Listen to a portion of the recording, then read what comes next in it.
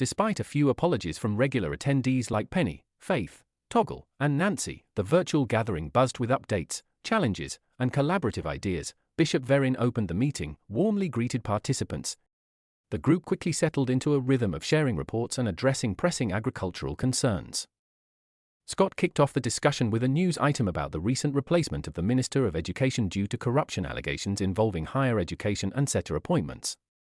He expressed concern about the lack of governmental support for agricultural education, noting how universities and SETAs are critical for training in this sector.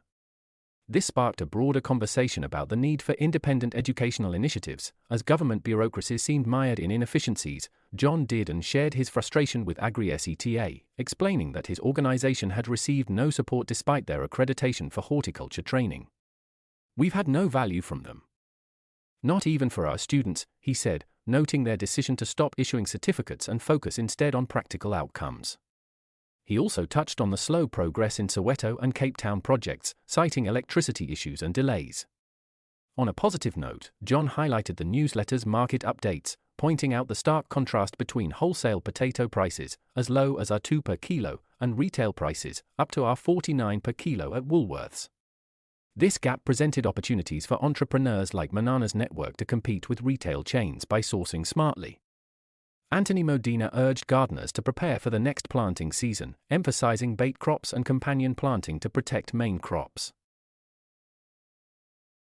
Emma Archer provided an update on her colleague, Fraser Mapfumo, a postdoctoral scientist eager to present to the group once her connectivity issues in Zimbabwe are resolved.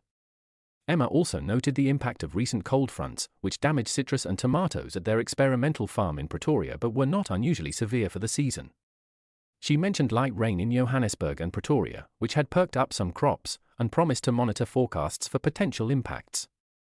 Manana from WIAIM raised two challenges faced by her members. One group, farming near a wetland, found their sugar beans riddled with holes from pests and were told they needed a certificate to purchase certain pesticides. Another group reported tomatoes turning white, possibly due to weather or disease.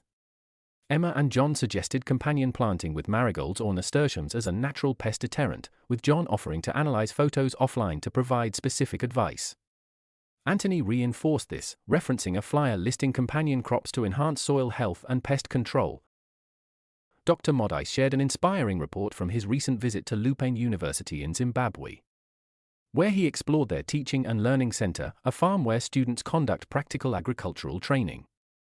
Representing his South African university, he discussed potential exchange programs and establishing a similar center in South Africa to support small-scale farmers. Bishop Verryn enthusiastically supported inviting Lupane University to join future meetings, seeing it as a valuable opportunity for knowledge sharing.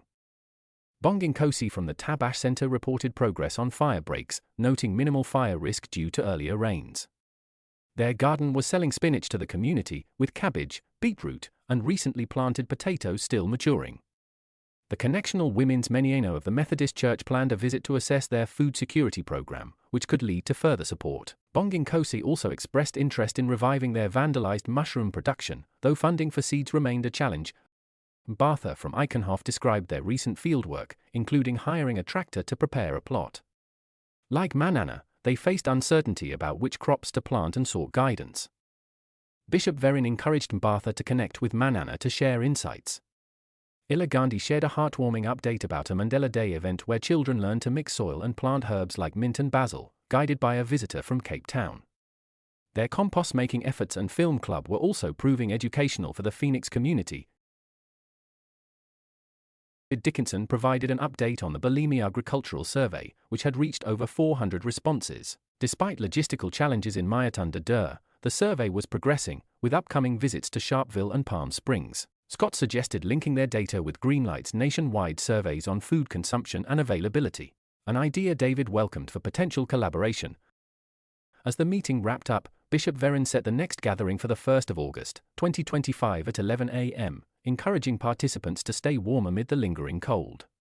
The group left energized, with actionable ideas like companion planting, educational exchanges, and survey collaborations, all aimed at strengthening community-driven agriculture across South Africa.